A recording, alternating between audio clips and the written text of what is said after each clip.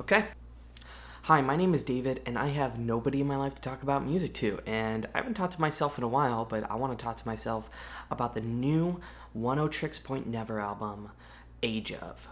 Oneohtrix Point Never is an experimental electronic project from Daniel Lopatin, and I first discovered him a couple years ago on his last album, Garden of Delete, and this album blew me away. It came, I think, at just the right moment for me, but what he essentially does is just deconstruct music. He tears it apart. It's aggressive, it's industrial, and I absolutely loved it. His last album has this grimy sound that I wasn't able to really get sick of. And the beauty of him is that he's able to underlay all these little melodies within the music that you tend to discover over time. So I ended up listening to Garden to Delete over and over and over just to see what else I could find. And I wasn't the only one who really loved this album. He got insanely popular after this. Insanely in that he made a soundtrack after this. He started working with a lot more artists, people like Anhoney. He produced her last album. He even collaborated with David Byrne on his last album. This guy is going places. This project was really big.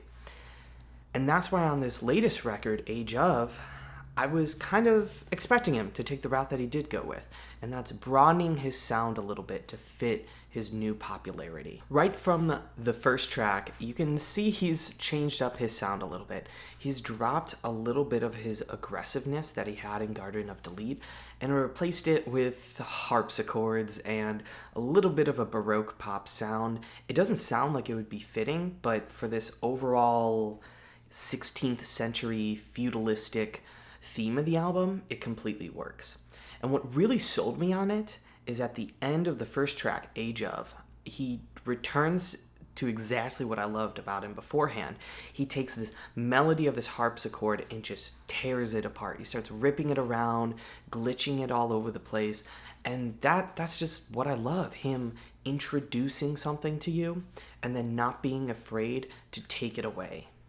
Babylon's pretty similar. It's this gorgeous ballad that's sung by Lopatin himself, and it starts off one of the more beautiful songs that he's really written, but by the end of it, it sounds like he's just taken the sound and taken the melody and just smashed it into a wall at full speed. So the vocals on Babylon aren't something that's just exclusive to that song. He puts himself all over this album. He did so a little bit on Garden of Delete, but it was much more heavy on the effects. He was really making himself sound distorted, so you really didn't get much in terms of what he could really do vocally. And the lead single from this album, Black Snow, puts him right on display. He pairs up with Anhoney again to create this slow but gorgeous march of a song with this great simple guitar tune that, again, he ends up corrupting at the end, but for a track that is a lot slower and paces itself much differently than the other tracks on the album, I loved it. I think it was a great direction for him to go to and a great single off the album. Another song where his vocals work surprisingly well is on the song The Station. It was originally an instrumental actually meant for Usher, which makes me wonder how exactly it would sound if Usher was over it. I think that'd actually be really cool.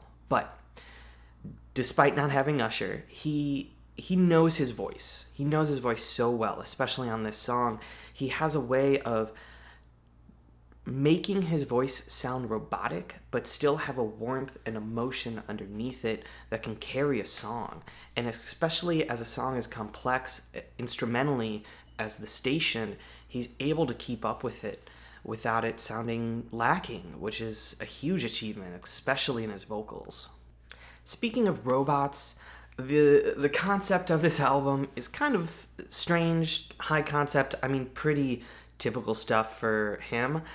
It is, I think, about an AI that has gathered information from the dead human race and is recounting human history, but its data is kind of corrupt because it's getting data from the victors. I've kind of gotten this all just from interviews that I've seen from him and a little bit lyrically, but I mean, honestly, it's hard and pretty cryptic throughout the entire album. But he tries to tell the story in the album in 4 acts, or what he calls as ages. So the first one is of echo, harvest, excess, and bondage. This isn't a concept that you really need to know to really love this album, but it does help at least understand where this robotic sound is coming from, because the last album had more of this grimy, teenager-esque acne for kind of sound to the album. But this album sounds a lot more robotic. It sounds like a robot trying to understand emotion. It's kind of Westworldian, but it's stiff but still warm.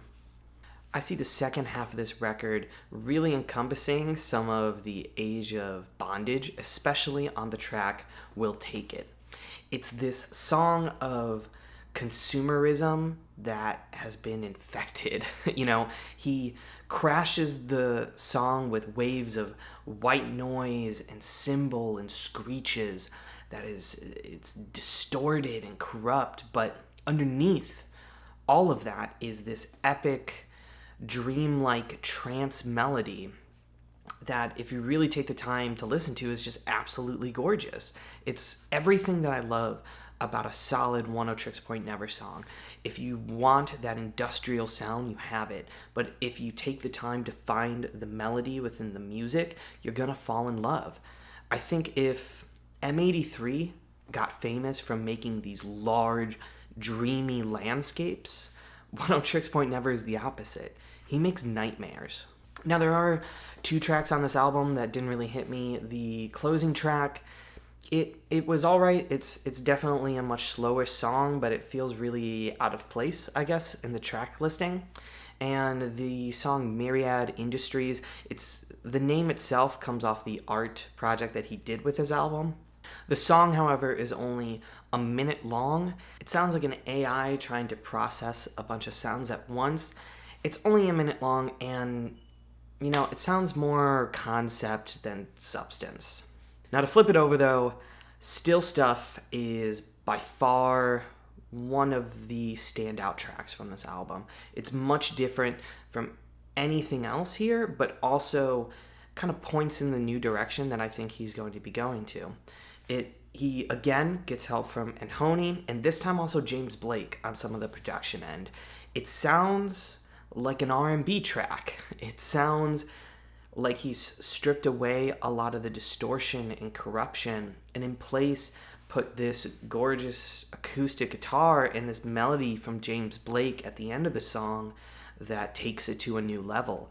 I really wouldn't be surprised if a song like this is the new direction he's going to, or at the very least, the song that people are going to be pointing to and coming to him and asking him, make me a song like this. Yeah, I really like this album. And like I said from the start, it's his most approachable album, by far his most approachable album. But it's also just a natural evolution for him. He's always deconstructed melodies. He's always taken that melody and taken it away. But what I think he does so well on this album is the melody itself. He's always been a master of destruction, but now he's a master at the beauty of that melody that he does deconstruct. He's put a lot more thought into it. He has a lot more collaborators now, and it adds a certain richness and fullness to his music that he hasn't had before, despite this, crazy high concept that you may not understand. It's a relatable and warm album. It's really strange. You have to take a listen to it and listen to it multiple times. I'd recommend it. You'll eventually find the warmth and the melodies, especially toward the latter half of this album. That's what I thought. I'd like to know what you thought. I'd like to know if you've even listened to him. But yeah. That's it.